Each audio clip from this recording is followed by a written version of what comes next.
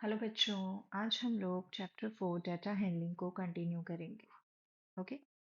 सो हम लोगों ने डाटा कंप्लीट कर लिया है। ओके।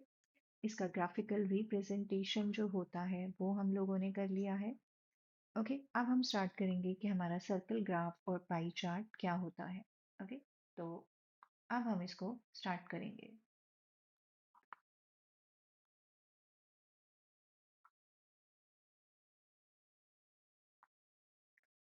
सो सर्कल ग्राफ को बच्चों हम लोग पाई चार्ट भी बोलते हैं। ओके। और क्योंकि हम इसको सर्कल ग्राफ बोल रहे हैं इट मीन्स हम अपने डेटा को सर्कल के थ्रू शो करेंगे। Okay. So data can also be presented using circle graph और पाई चार्ट। और इसको हम क्या बोलते हैं बच्चों? Pie chart. ये जो आप ये पहला सर्कल देख रहे हैं यहाँ पर है the time spend by a child during a day. मतलब एक दिन में एक बच्चा किस किस जगह पे अपना टाइम स्पेंड करता है। ओके। स्लीप में वो अप्रोक्सीमेटली 8 आवर्स देता होगा, स्कूल में 6 आवर्स, खेलने में 3 घंटे, अदर्स 3 आवर्स और होमवर्क में 4 घंटे। ओके। दूसरे में आप देख रहे हो आपको दे रखा है age group of people in a town. Okay. 0 से 14 ईयर्स वाले कितने बच्चे कितने लोग हैं वहां पर? 30,000।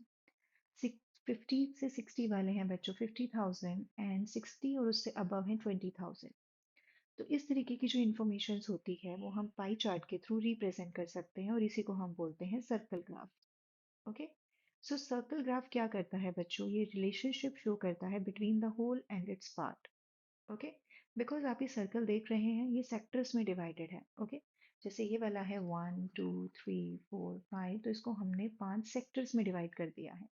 Okay, so the whole circle is divided into sectors and the size of each sector is proportional to the activity or information it represent. तो इसका क्या मतलब है बच्चों? जैसे अगर हम बोलें कि एक बच्चा कितने घंटे जो है वो सोता होगा। ओके। हमें ये प्रोपोर्शन निकालना है for how many hours he spent in sleeping. Okay. So ये पार्ट निकालना है मुझे, प्रोपोर्शन निकालना है। नंबर ऑफ आवर्स मुझे पता है, लेकिन कितना पार्ट वो स्पेंड करेगा इस टोटल नंबर ऑफ आवर्स का। तो स्लीपिंग में वो 8 घंटे देता है बच्चों, टोटल घंटे होते हैं एक दिन में 24 घंटे।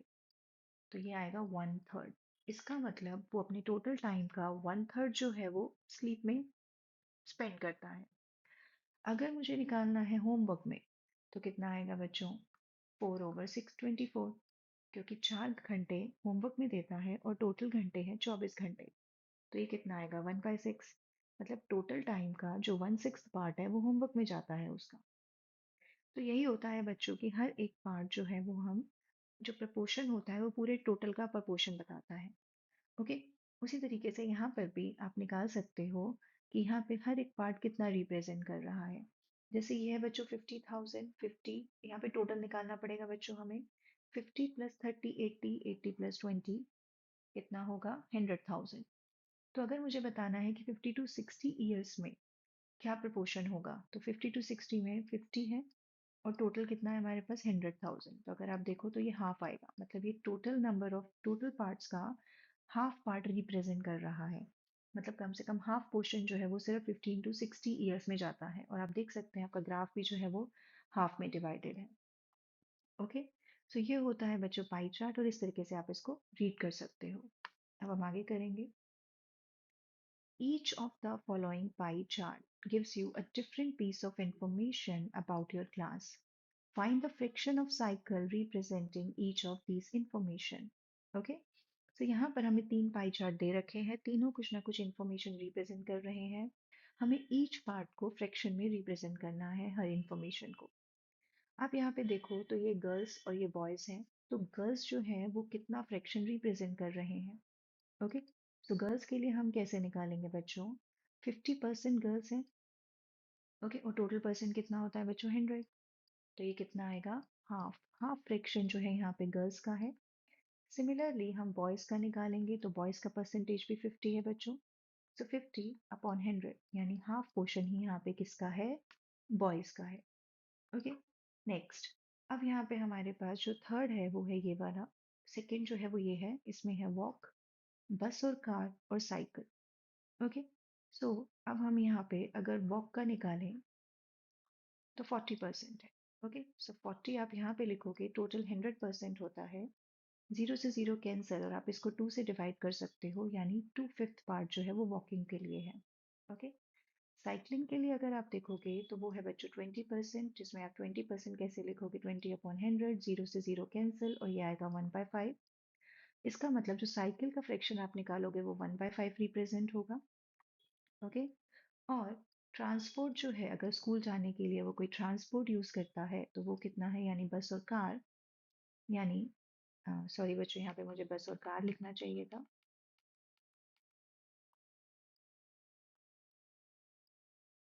जो कि है बच्चों 40%, तो सेम 2/5, ये 2/5 फ्रैक्शन यहाँ पे शो कर रहा है। ओके। सो अब हम यहाँ पे नेक्स्ट करेंगे लव और हेट मैथमेटिक्स। तो यहाँ पे तो लव का पोर्शन बहुत ज़्यादा दिख रहा है बच्चों। ओके। तो यहाँ पे हम हेट देखेंगे, सबसे पहले वो कितना है, 15%। तो 15/100, आप इसको 5 से कट करोगे तो 3/20। और अगर आप लव का पोर्शन देखोगे तो वो आपको यहाँ पे नहीं दे रखा है, बट ये सारा जो पार्ट है वो लव का है। ओके। तो अगर 15% ये है बच्चों, तो ये वाला पार्ट क्या होगा, 100 - 15, क्योंकि ये टोटल 100% है और ये पूरा सर्कल है, तो ये आएगा 85%। ओके। सो अगर आपको लव का प्रपोर्शन निकालना है तो वो आएगा 85/100 और आप इसको 5 से कट कर सकते हो, 17/20। ओके। इस तरीके से आप पाई चार्ट की इंफॉर्मेशन दे सकते हो। Next, answer the following questions based on the pie chart. Okay. Which type of programs are viewed the most? सबसे पहले अगर हम इस पाई चार्ट को देखें तो ये पाई चार्ट क्या इंफॉर्मेशन दे रहा है बच्चों, ये पाई चार्ट हमें इंफॉर्मेशन दे रहा है viewers watching different types of channels on TV. Okay. मतलब एंटरटेनमेंट देखने वाले कितने परसेंट है बच्चों, 50% व्यूवर्स हैं, इंफॉर्मेटिव वाले हैं 10%, न्यूज़ वाले हैं 15%, स्पोर्ट्स वाले हैं 25%। Okay. So which type of programs are viewed the most. Okay. सबसे ज़्यादा जो है वो कौन सा चैनल देखे जाते हैं। सबसे ज़्यादा पोर्शन किसको दिया गया है बच्चों, सबसे ज़्यादा परसेंटेज किसका है, एंटरटेनमेंट का। तो इसका आंसर क्या होगा, entertainment. Okay. Which two types of programs have number of viewers equal to those watching sports channel? ऐसे कौन से दो प्रोग्राम्स हैं जिसमें जो नंबर ऑफ व्यूवर्स हैं, ओके, वो इक्वल है to those watching sports channel. जो स्पोर्ट्स चैनल है बच्चों वो है 25%। तो ऐसे कौन से दो हैं जिनको ऐड करने पे आपको 25% मिलेगा, वो है बच्चों न्यूज़ और इंफॉर्मेटिव। ओके। तो ये आएगा न्यूज़ और इंफॉर्मेटिव। ओके। तो ये है बच्चों इसका आंसर। तो अब हम स्टार्ट करेंगे बच्चों drawing pie chart. Pie chart को कैसे ड्रॉ करते हैं। ओके। तो यहाँ पर हमारे पास एक क्वेश्चन है बच्चों, the favourite flavors of ice creams for student of a school is given in percentages as follows. Okay. आपको यहाँ पे तीन फ्लेवर्स दे रखे हैं, chocolate, vanilla and other flavours, और तीनों का परसेंटेज दे रखा है of students prefer the flavours. Chocolate है बच्चों 50%, ये है 25%, एंड देन हमारे पास अदर फ्लेवर्स हैं 25%। ओके। तो पाई चार्ट बनाने के लिए बच्चों हमें हमेशा एक सेंट्रल एंगल निकालना होता है। ओके। सेंट्रल एंगल के बिना आप पाई चार्ट नहीं बना सकते हो। सेंट्रल एंगल कैसे निकलता है, जो भी आपको वैल्यू दे रखी होती है वो वैल्यू लेते हो आप। ओके। और उसके बाद जो टोटल अमाउंट होता है या टोटल वैल्यू आप कह सकते हो, या यहाँ पे वैल्यू ऑफ कंपोनेंट आप कह सकते हो, जो कंपोनेंट्स आपको गिवन होते हैं उसकी वैल्यू आप लेते हो ऊपर, डिवाइडेड बाय टोटल वैल्यू और मल्टीप्लाइड बाय 360, ये न्यूमरेटर में आएगा बच्चों। ओके। तो हम सेंट्रल एंगल निकालते हैं और उसके बाद हम पाई चार्ट ड्रॉ करते हैं। तो अब हम इस क्वेश्चन को स्टार्ट करेंगे बच्चों। So let us represent this data in a pie chart. यहाँ पर मैंने ऑलरेडी सेंट्रल एंगल निकाल रखा है। आपको सेंट्रल एंगल निकालने के लिए क्या करना होता है बच्चों, सबसे पहले जो आपको वैल्यूज दे रखी हैं, यहाँ पर वैल्यूज हमें परसेंटेज में दे रखी है। अगर नंबर में दे रखी होगी तो आप उसका टोटल करोगे, अगर हमें परसेंटेज में दे रखी है तो परसेंटेज का टोटल कितना होगा, हमेशा 100%। अब हम हर फ्लेवर का डिग्री फाइंड आउट करेंगे, angle, central angle find out करेंगे। वो सेंट्रल एंगल फाइंड आउट करने के लिए हमें क्या करना होता है बच्चों, ये जो आपको दे रखा है ना 50% है, इसको कैसे लिख सकते हैं 50/100। 25% को 25/100 लिख सकते हैं। इसको जो भी आपके पास ये आएगा इसको फ्रैक्शन में कन्वर्ट करके आपको हमेशा 360 से मल्टीप्लाई करना है, बिकॉज हमें डिग्री में आंसर चाहिए। ओके, अब यहाँ पर जब आप इसको इससे मल्टीप्लाई करोगे 360 से तो आपके पास आएगा 180।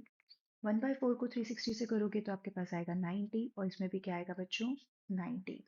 ओके, अब हम देखेंगे कि पाई चार्ट बनाते कैसे हैं। तो बच्चों मैंने यहाँ पे ऑलरेडी प्रोटेक्टर ले लिया है। ओके, क्योंकि एंगल बनाने के लिए आपको क्या चाहिए होता है प्रोटेक्टर, और यहाँ पे मैंने ऑलरेडी सर्कल ड्रॉ कर रखा है। अब मैं इसके सेंटर पॉइंट से एक स्ट्रेट लाइन ऐसे खींचूंगी। ओके, आपको भी हमेशा एक ऐसे स्ट्रेट लाइन खींचनी है। एक सेकेंड बच्चों।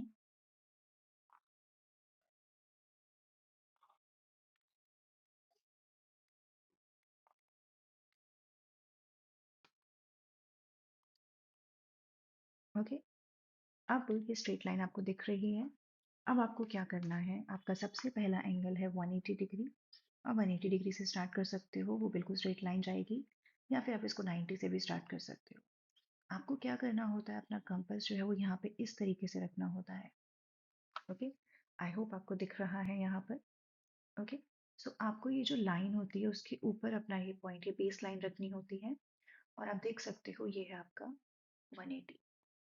ओके, तो अब हम इसको यहाँ पे ऐसे स्ट्रेट लाइन ड्रॉ कर देंगे। हो सकता है बच्चों मेरा थोड़ा सा ना सही जाए, तो आपको इस बनाना ऐसे ही है।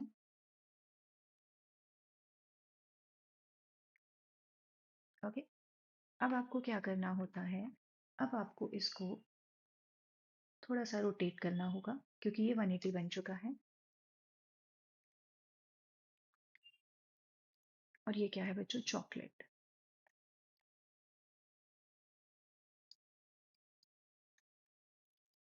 ओके, अब हमें बनाना है बच्चों 90 डिग्री। तो 90 डिग्री बनाने के लिए मैं आपको दिखाती हूँ इसको कैसे करना है। मैं इसको ऐसे रोटेट करूंगी, और अब मैं इसको यहाँ पर इस तरीके से ऐसे प्लेस करूंगी। और क्योंकि मेरे दोनों ही एंगल 90 डिग्री हैं बच्चों, ओके, तो अब मैंने यहाँ पे इसे मार्क कर लिया है, और अब मैं इसको उठा के इधर रख दूंगी, और अब मैं यहाँ से एक स्ट्रेट लाइन ऐसे खींचूंगी।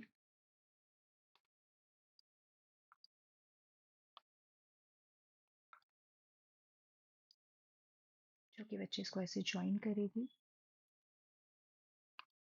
ओके, आई होप आपको दिख रही होगी।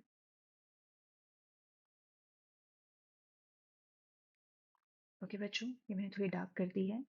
अब ये 90 डिग्री है, और ये भी 90 डिग्री है, और ये शो कर रहा है वनीला, और ये शो कर रहा है अदर फ्लेवर्स। तो इस तरीके से आप लोगों को पाई चार्ट बनाना होता है। ओके, और करेंगे बच्चों हम। यहाँ पर भी हमें पाई चार्ट बनाना है। यहाँ पर हमें दे रखा है the time spend by a child during a day. Okay, तो आपको यहाँ पे स्लीप दे रखा है 8 hours, school 6 hours, homework 4 hours, play 4 hours and others 2 hours. Okay, अब आपके पास है ये नंबर ऑफ आवर्स स्पेंड है, तो आपको हमेशा सेंट्रल एंगल निकालना है। सेंट्रल एंगल निकालने के लिए आप फ्रैक्शन निकालोगे पहले, तो उसके लिए हम इसका टोटल करेंगे, जो कि आ रहा है बच्चों मेरे पास 24। ओके, अब आप इसको फ्रैक्शन में करने के लिए क्या करोगे, 8/टोटल 24, 6/टोटल 6/24, 4/24, 4/24 एंड 2/24।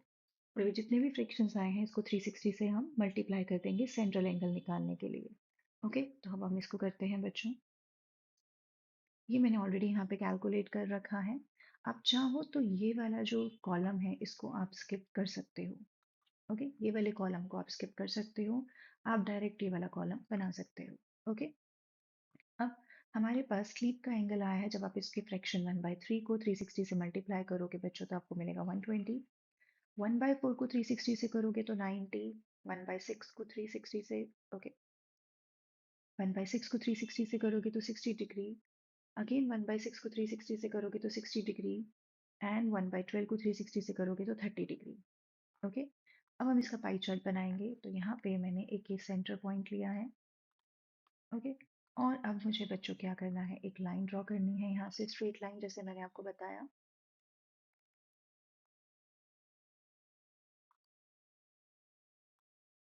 ओके, एक थोड़ा सा इसको मैं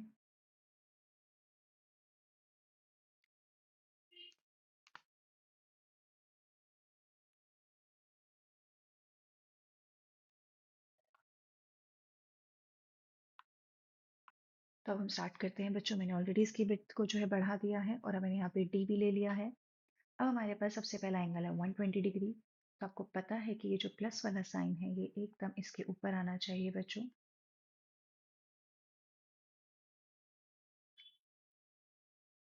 इस तरीके से हम इसको प्लेस करते हैं।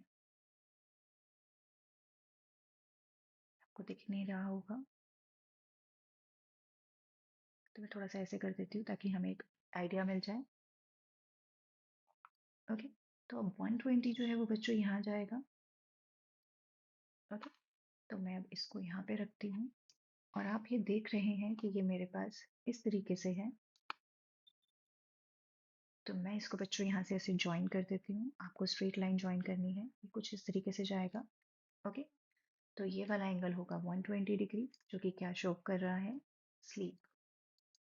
ओके, अब एक सेकेंड बच्चों मैं इसको ठीक कर देती हूँ। ओके बच्चों, तो हम ऐसे ही कंटिन्यू करेंगे। अब आपको क्या करना है, अब आपका ये वाला जो है वो यहाँ पे खत्म हो गया है। नेक्स्ट है आपका 90। मेरा बिल्कुल एग्जैक्ट नहीं आएगा बच्चों यहाँ पे क्योंकि मैंने स्ट्रेट लाइन नहीं ली है यहाँ पे। ओके, सो अब मैं इसको इस तरीके से प्लेस करना है आपको।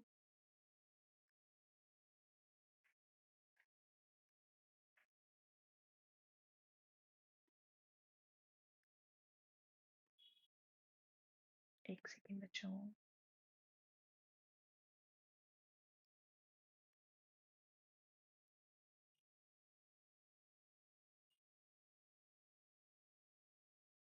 ओके, आई होप आप समझ पा रहे हो मैं क्या कर रही हूँ।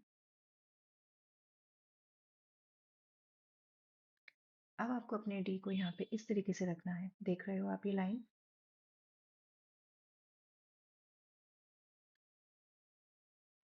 ओके, ये देख रहे हो आप ये लाइन एग्जैक्टली इस पे प्लेस होनी चाहिए इस तरीके से। ओके, अब आप यहाँ पे नेक्स्ट एंगल बनाओगे वो है आपका 90 डिग्री। 90 डिग्री बच्चों आपको यहाँ पे मिलेगा एग्जैक्ट यहाँ पर। ओके, तो अब मैं यहाँ पे क्या करूँगी, यहाँ से एक लाइन जो है वो जो 90 से जाएगी बिल्कुल ऐसे स्ट्रेट लाइन यहाँ से ऐसे ड्रॉ कर दूंगी और ये शो होगा बच्चों 90 जो कि है स्कूल। अब आपका जो है नेक्स्ट बनना है 60। तो आपको क्या करना होता है बच्चों, जहाँ पर आपका एक एंगल खत्म होता है दूसरा वहीं से स्टार्ट होता है। तो इसका मतलब आपको यहाँ पे ऐसे सेंटर पे ऐसे प्लेस करना है। ओके, और ये लाइन एग्जैक्ट यहाँ पे मैच होनी चाहिए।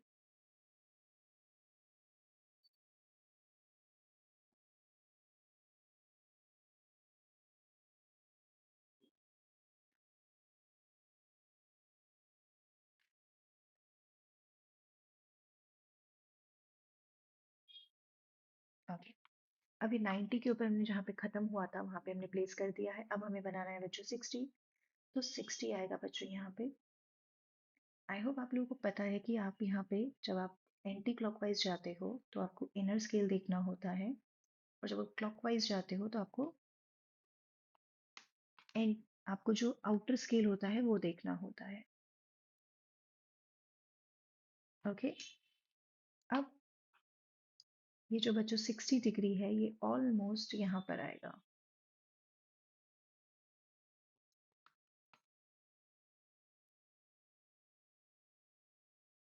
ओके, अब यहाँ से मैं ऐसे 60 डिग्री बना दूंगी जो कि है बच्चों आपका होमवर्क। अब ये जो 60 डिग्री यहाँ पे खत्म हुआ है वहां पर आप इसको रखोगे इस तरीके से।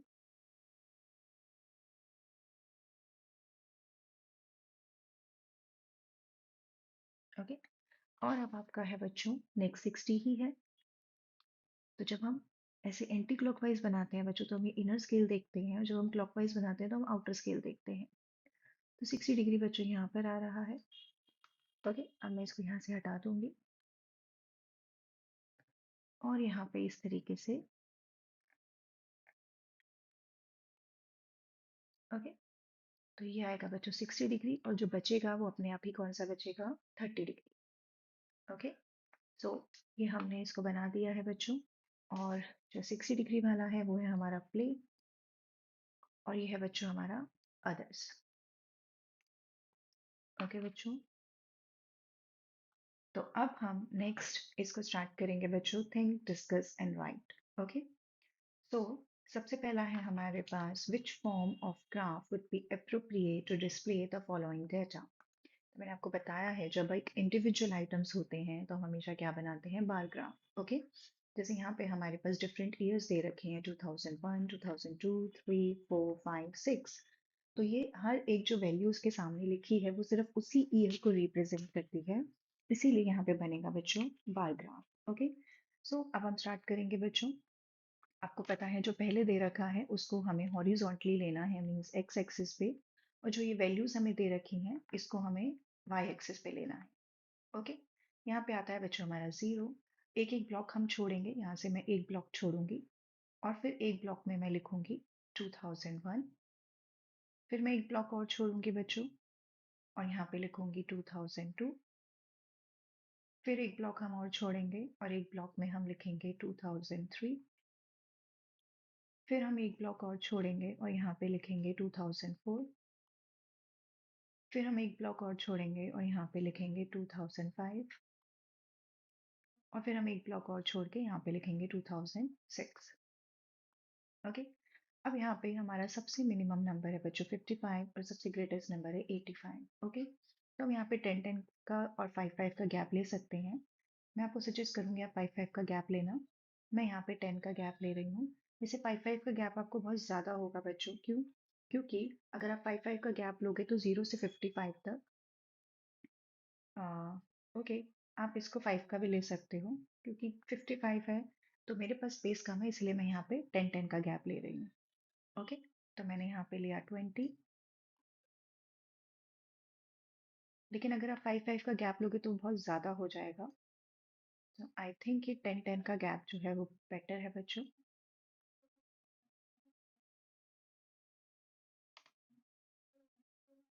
ओके, अब हम इसको ड्रॉ करेंगे।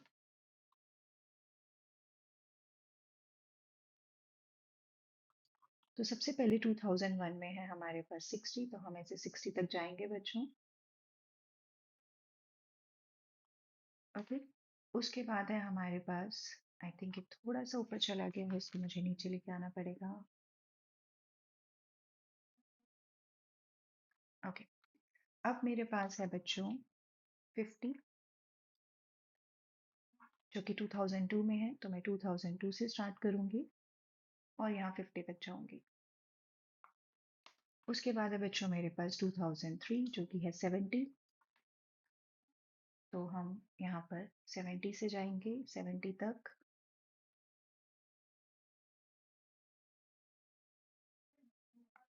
उसके बाद है बच्चों हमारे पास 55। तो 2004 में हम जाएंगे 55 तक।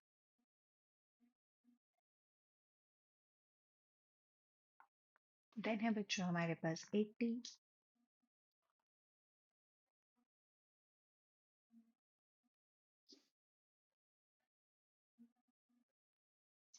एंड देन है हमारे पास 85। तो बच्चों मैं यहीं पे 85 ले रही हूँ क्योंकि मेरे पास स्पेस कम है, वैसे भी एक इतना ही जाएगा। इसके ऊपर वाला जो होगा वो 90 जाएगा। ओके, तो अब मैं यहाँ पे बनाऊंगी 85 तक, जो कि ऑलमोस्ट मेरा ये कवर करेगा। ओके, और अब हमें यहाँ पे लिखना है कि हमारा ये क्या होगा बच्चों, ईयर। और यहाँ पे हॉरिजॉन्टली आप लिख दोगे production in lakh tons. Okay, तो ये है बच्चों हमारा बार ग्राफ। अब हम नेक्स्ट करेंगे, choice of food for a group of people. Okay, तो यहाँ पर हमें क्या करना है, आपको फेवरेट फूड्स दे रखे हैं यहाँ पे, north Indian, south Indian, Chinese and others. And second वाले कॉलम में आपको नंबर ऑफ पीपल दे रखे हैं जो इतना जो है वो प्रेफर करते हैं। ये चॉइस है उनकी फूड की। तो हमें यहाँ पे क्या बनाना है, तो यहाँ पे बच्चों हम बनाएंगे पाई चार्ट। ओके, क्यों? क्योंकि ये एक पर्टिकुलर सेक्टर को रिप्रेजेंट कर रहा है। तो यहाँ पे पूरे 360 को हम इन 4 चीज़ों में डिवाइड करेंगे। ओके, तो अब हम यहाँ पे बनाएंगे, मैंने ऑलरेडी यहाँ पे एक टेबल प्रिपेयर किया हुआ है। यहाँ पे आप देख सकते हो ये फेवरेट फूड, देन है number of people and then है फ्रैक्शन। तो फ्रैक्शन हम कैसे निकालते हैं, हमारे को ऑलरेडी टोटल दे रखा है यहाँ पे। तो आप क्या करोगे, 30 upon total, 40 upon total, 25 upon total. तो उसको डिवाइड करके जो फ्रैक्शन आता है उसको हम क्या करते हैं बच्चों, 360 से मल्टीप्लाई कर देते हैं। ओके, तो ये मैं अब आपको शो करती हूँ। तो ये मैंने ऑलरेडी यहाँ पे बना रखा है। अब आप इस फ्रैक्शन को 360 से मल्टीप्लाई करोगे तो आपको मिलेगा 90 डिग्री। जब आप 1/3 को 360 से करोगे तो 120 डिग्री। 5/24 को 360 से करोगे तो वो आएगा बच्चों 75 डिग्री। ओके, और अब हम बनाएंगे इसका पाई चार्ट। तो बच्चों अब मैंने यहाँ पे डी ले लिया है और अब हम बनाएंगे इसका पाई चार्ट। जो भी सेंटर पॉइंट होगा, ओके, वहां से आपको क्या करना है, एक लाइन ड्रॉ करनी है बच्चों।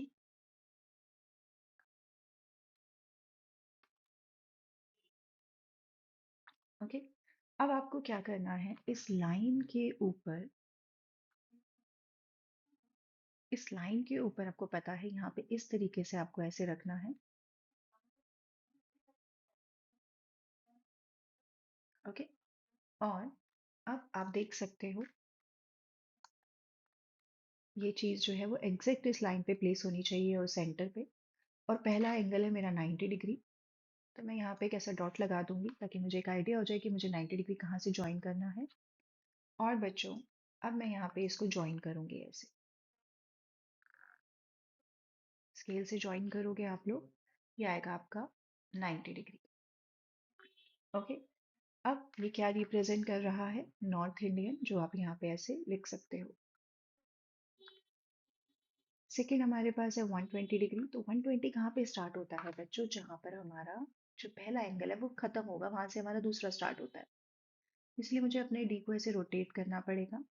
और अब मैं इसको इस तरीके से यहाँ पे प्लेस करूंगी, सेम उसी सेंटर पॉइंट पे ऐसे। लाइन के ऊपर लाइन आनी चाहिए, बेस लाइन के ऊपर बेस लाइन आनी चाहिए बच्चों। ये जो लाइन होती है ये वाली, इसको बेस लाइन बोलते हैं। अब ये है 120, तो यहाँ से आप 120 देखोगे। और मैंने आपको बताया है कि जब आप एंटी क्लॉकवाइज जाते हो तो आप ये इनर स्केल देखते हो, जब आप क्लॉकवाइज जाते हो तो आप ये आउटर स्केल देखते हो। ओके, सो अब हमारे पास है 120। सो 120 जो आ रहा है बच्चों वो यहाँ आ रहा है। ओके, तो अब मैं इसको यहाँ से हटाऊंगी और ये 120 जो है यहाँ से मैं इसको ऐसे ज्वाइन कर दूंगी। ओके, तो ये क्या आएगा बच्चों, 120। और ये क्या रिप्रेजेंट कर रहा है, साउथ इंडियन। ओके, अब मेरे पास है चाइनीज। तो चाइनीज का बनाने के लिए हमें क्या करना पड़ेगा, इसको फिर से रोटेट करना पड़ेगा, क्योंकि जहां पर ये हमारा एंगल खत्म हो रहा है बच्चों, हमें वहां पे अपने डी को प्लेस करना है इस तरीके से।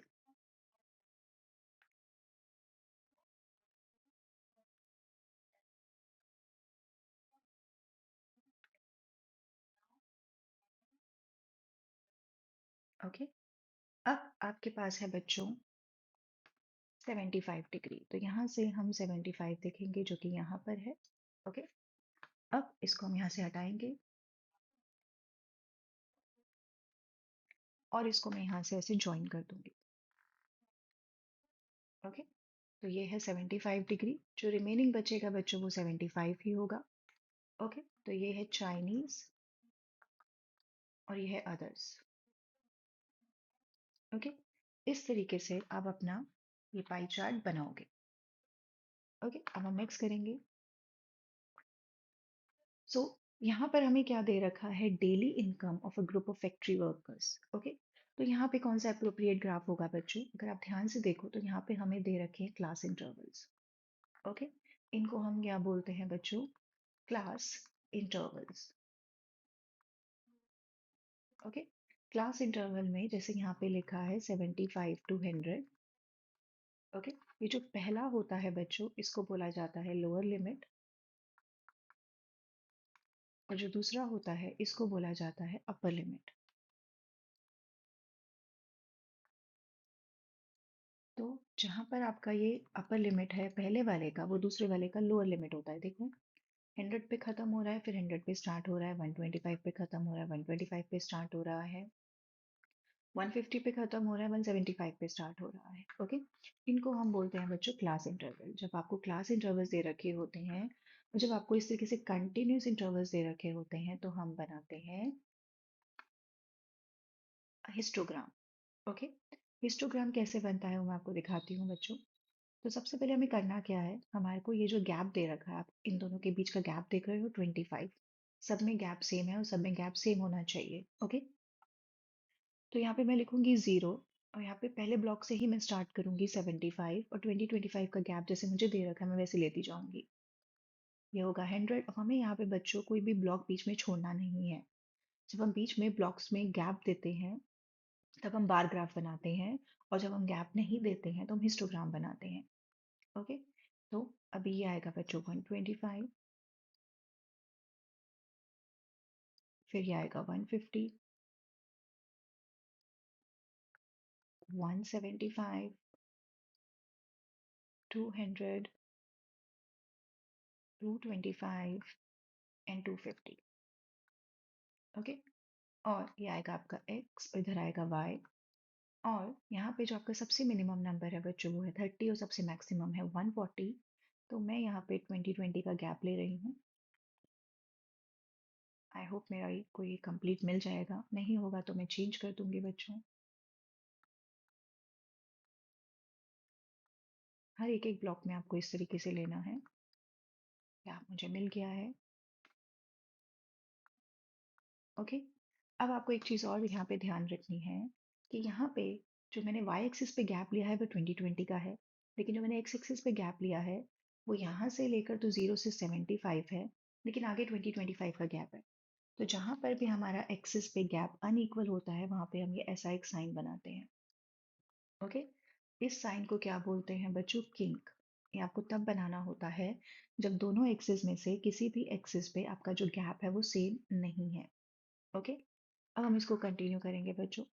अब हमें यहाँ पे बार ग्राफ हिस्टोग्राम बनाना है। तो पहला है हमारा 45, जो कि है 75 से 100 तक। तो 40 और 60 के बीच में, 40 और 60 के बीच में बच्चों ये 50 है, तो इसके जो बीच का होगा वो होगा आपका 45। ओके, तो अब हम यहाँ से हम 45 तक जाएंगे।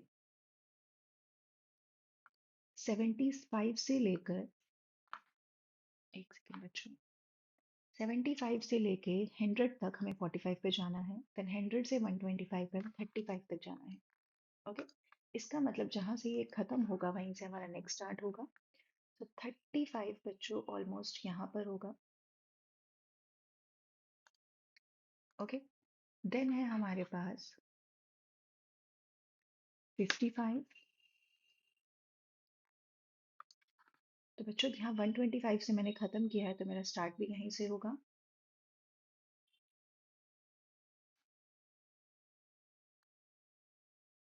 एक मिनट में दोबारा ड्रॉ करती हूँ बच्चों।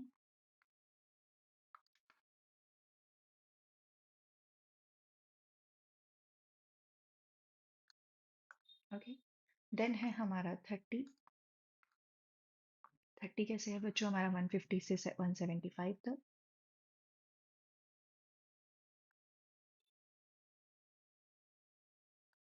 ओके, देन है बच्चों 50, और 50 है हमारा 175 से 200 तक।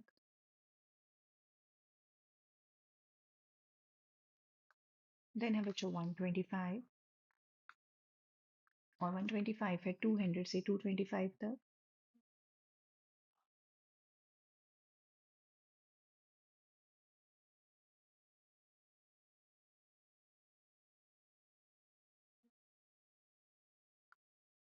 और देन है बच्चों हमारा 140, जो कि हमारा लास्ट इंटरवल है।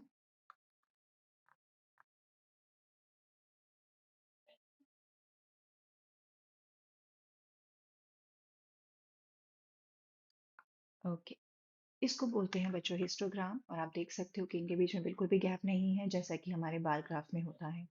ओके, अब आप यहाँ पे लिख दोगे डेली इनकम, इसके नीचे ब्रैकेट में आप लिखोगे इन रुपीज, और इधर आप लिख दोगे नंबर ऑफ वर्कर्स। ओके, इस तरीके से आप लोग बनाओगे हिस्टोग्राम। तो आज हम इतना ही करेंगे बच्चों। So thank you.